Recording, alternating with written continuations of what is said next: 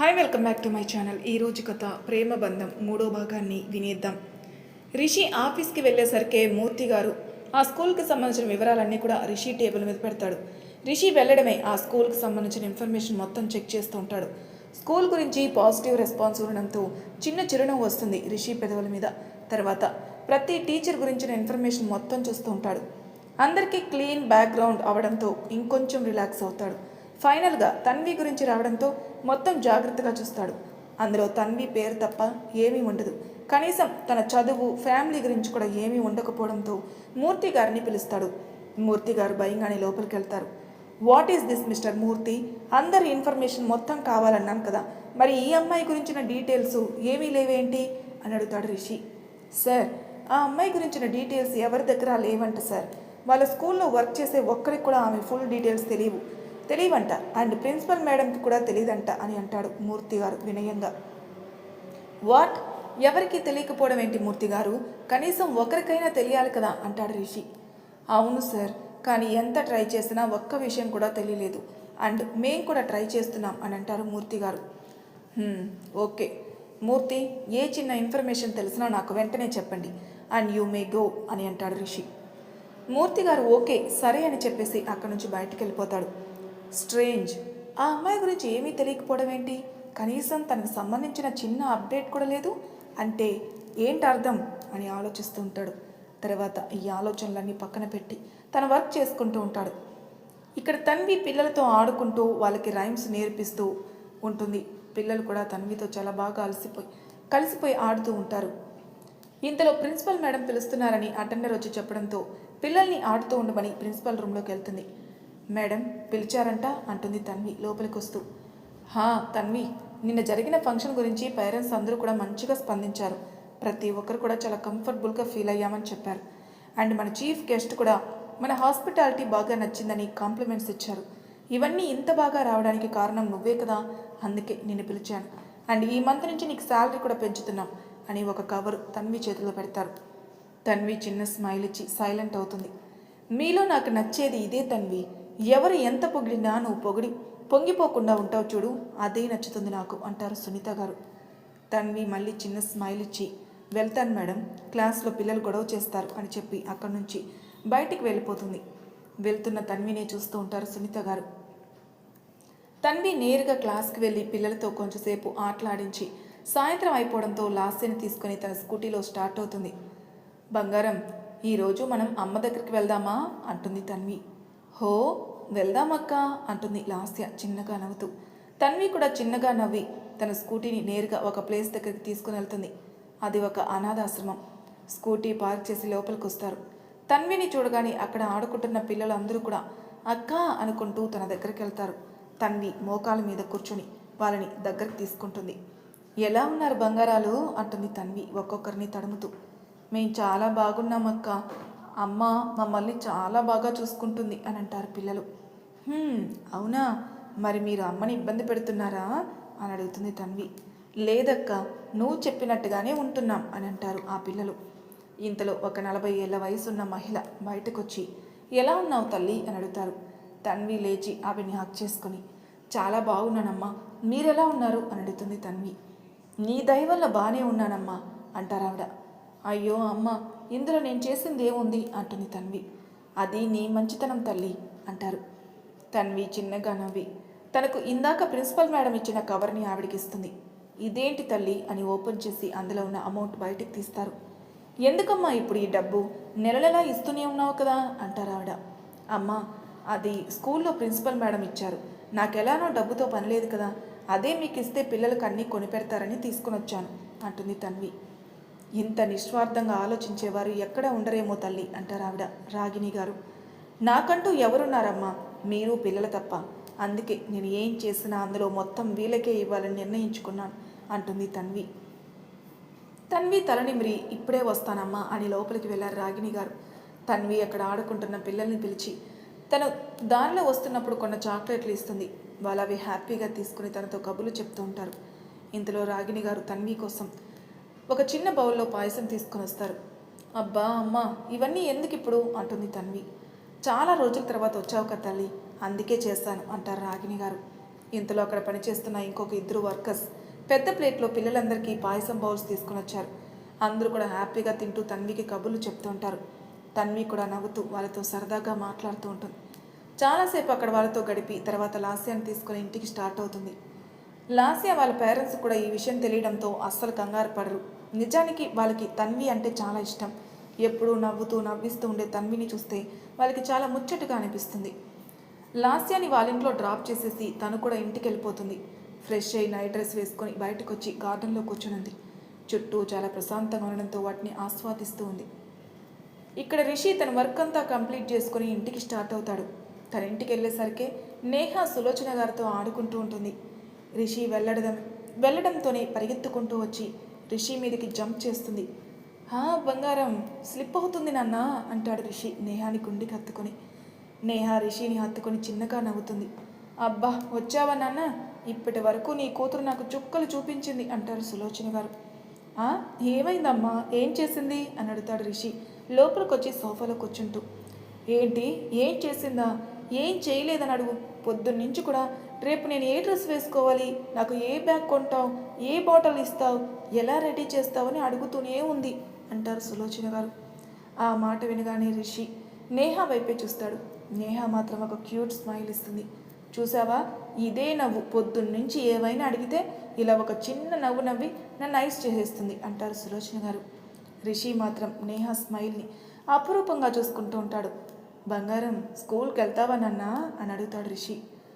డాడా వెళ్తాను, అక్కడ చాలామంది ఉంటారు అంటుంది. నేహ ముద్దుగా మాట్లాడుతూ అలాగే బంగారం, రేపు వెళ్దాం, ముందు ఈరోజు మనం షాపింగ్కి వెళ్దాం అంటాడు రిషి. హే డాడా నన్ను స్కూల్కి తీసుకెళ్తున్నారు అని కిందికి దిగి గెంతుతూ ఉంటుంది. తన ఆనందం చూసి రిషి ఇంకా సులోచన గారు కళ్ళు తడి అవుతాయి. ఇద్దరు కూడా అపురూపంగా నేహాని చూస్తూ ఉంటారు. తర్వాత నేహ కదపడంతో ఈ లోకంలోకి వచ్చి రిషి ఫ్రెష్ అవ్వడానికి వెళ్తే సులోచన గారు నేహ కోసం పాలు తీసుకురావడానికి వెళ్తారు. రిషి ఫ్రెష్ అయ్యి వచ్చేసరికి నేహ కూడా పాలు తాగి రెడీ అయి ఉంటుంది. ఇద్దరు కూడా షాపింగ్ చేస్తూ ఉంటారు. నేహాకి ఏం కావాలా అని అడిగితే అది కొనిపెట్టి ఇంటికి తీసుకుని వస్తాడు. ఇంటికి వచ్చిన నేహ నవ్వుతూ అవన్నీ సులోచన గారికి చూపిస్తూ ఉంటుంది. ఆవిడ కూడా నేహ చెప్పిన ముద్దు మాటలు వింటూ ఉంటారు. కొంచెంసేపటికి తనని ఎత్తుకొని రూమ్లోకి తీసుకుని వెళ్ళి పడుకోబెట్టి రేపు తన వెళ్ళబోయే స్కూల్ గురించి ఆలోచిస్తూ ఉంటాడు. అలానే మెల్లగా నిద్రలోకి జారుకున్నాడు. తన్వి లేచి ఫ్రెష్ అయ్యి టిఫిన్ చేసి లాస్యాన్ని తీసుకుని స్కూల్కి వెళ్తుంది. వెళ్ళిందనే మాటే కానీ తనకి ఏదో తెలియని అలజడిగా అనిపిస్తుంది. కానీ అదెందుకో తెలియక నార్మల్గా ఉండడానికి ట్రై చేస్తూ పిల్లల్ని ఆడిస్తూ ఉంటుంది. తర్వాత క్లాస్లో ఒక బాబు బర్త్డే అయితే అందరితో సాంగ్ పాడిస్తూ ఉంటుంది. ఆ బాబు కూడా ఆ బర్త్డే సాంగ్ పాడుతూ నవ్వుతూ ఉంటాడు. పిల్లలు అలా హ్యాపీగా నవ్వుతూ ఉండడం చూసిన తన్వి కూడా చాలా హ్యాపీగా ఫీల్ అవుతుంది. అలానే వాళ్ళని చూస్తూ ఉంది. ఇంతలో తన హార్ట్ బీట్ తనకు వినిపించడంతో తన హార్ట్ మీద చేయి పెట్టుకుని చుట్టూ చూస్తుంది. అప్పుడే అక్కడికి వచ్చిన ప్రిన్సిపల్ మేడం వస్తారు. తన్వి ఆవిడ దగ్గరికి వెళ్ళి ఏంటి మేడం అని అడుగుతుంది. ఏం లేదు తన్వి, ఈరోజు మన స్కూల్లో న్యూ స్టూడెంట్ రాబోతుంది అంటారు సునీత గారు. అవునా మేడం, ఎప్పుడొస్తారు అంటుంది తన్వి. ఈ పాటికి వచ్చేయాలే అని ఆవిడ అంటూ వస్తున్న వాళ్ళని చూసి అదిగో వచ్చేశారు అంటారు ఆవిడ. దానికి తన్వి కూడా అటువైపు చూసేసరికి అక్కడున్న వాళ్ళని చూసి షాక్ అవుతుంది. అక్కడ సులోచన గారు ముందు నడుస్తుంటే ఆమె వెనకాల నేహాన్ని ఎత్తుకుని వస్తున్న రిషి ఉంటాడు. ఏంటమ్మా తన్వి అలా చూస్తున్నావు, తనే ఈరోజు మన స్కూల్లో జాయిన్ అయ్యాల్సింది అని వెళ్ళి రిసీవ్ చేసుకొని సునీత గారు నవ్వుతూ. తన్వి మాత్రం అలానే షాక్లో వాళ్ళని చూస్తూ ఉంటుంది. రిషి నేహాని తీసుకొని వాళ్ళ ముందుకు వచ్చి నించుని ఉంటాడు. నేహ తన్విని చూడగానే నవ్వుతూ హాయ్ అంటుంది. రిషి అక్కడ పిల్లల్ని చూస్తూ ఉంటాడు. అందరూ కూడా చిన్న చిన్న పిల్లలు ఒకరికొకరు హెల్ప్ చేసుకుంటూ ఆడుకుంటూ ఉంటారు.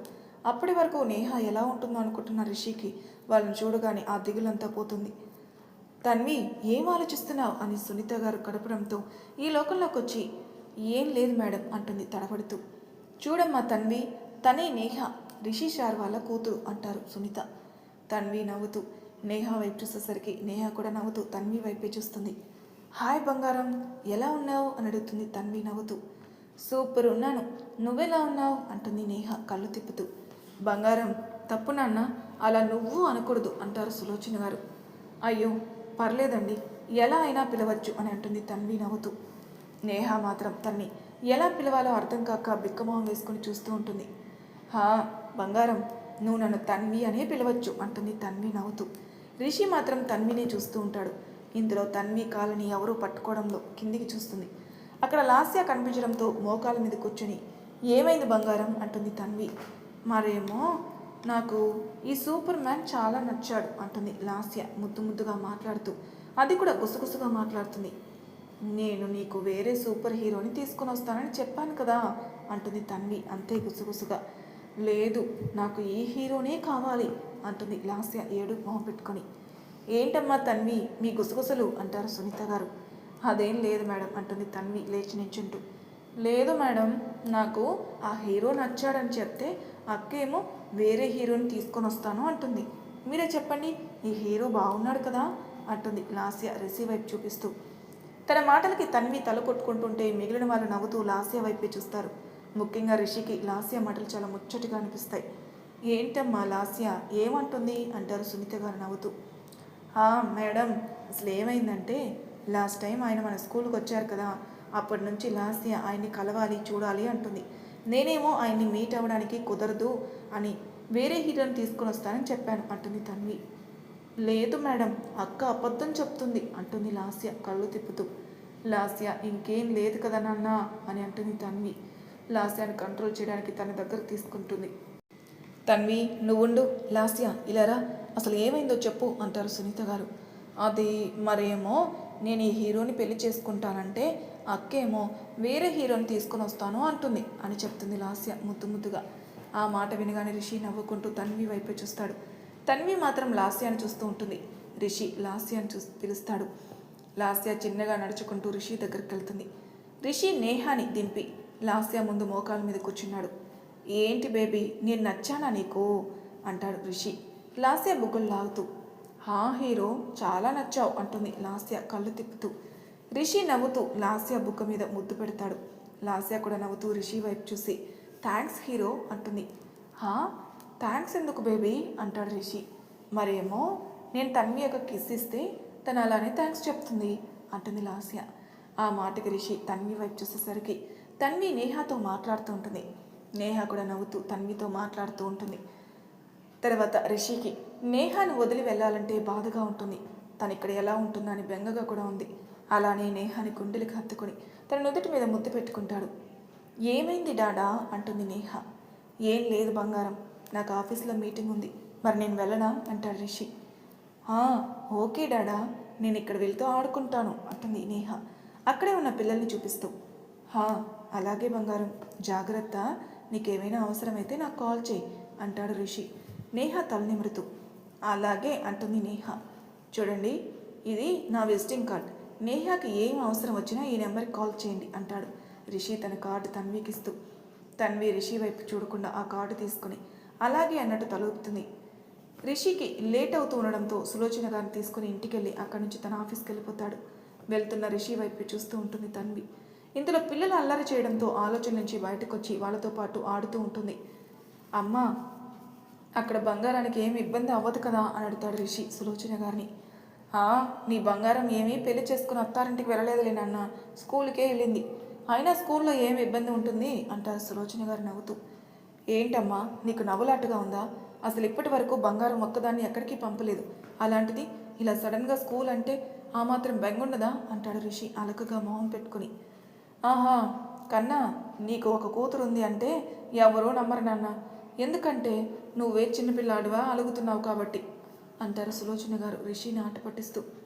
అమ్మా, ఎవరు నమ్మినా నమ్మకపోయినా బంగారం నా కూతురే అంటాడు రిషి. ఇప్పుడు కాదని ఎవరన్నారు నాన్న అంటారు సులోచన గారు. ఇంతలో ఇల్లు రావడంతో సులోచన గారు లోపలికి వెళ్ళిపోతే రిషి తన ల్యాప్టాప్ ఇంకా ఫైల్స్ తీసుకుని ఆఫీస్కి వెళ్ళిపోతాడు. మరి తర్వాయి భాగంలో ఏం జరుగుతుందో నెక్స్ట్ ఎపిసోడ్లో తెలుసుకుందాం. అంతవరకు నా ఛానల్ సబ్స్క్రైబ్ చేయని వాళ్ళు ప్లీజ్ సబ్స్క్రైబ్ చేసుకోండి, లైక్ చేసి షేర్ చేయండి, మీ అభిప్రాయాలు నాకు కామెంట్ రూపంలో తెలియజేయండి. Thank you for listening.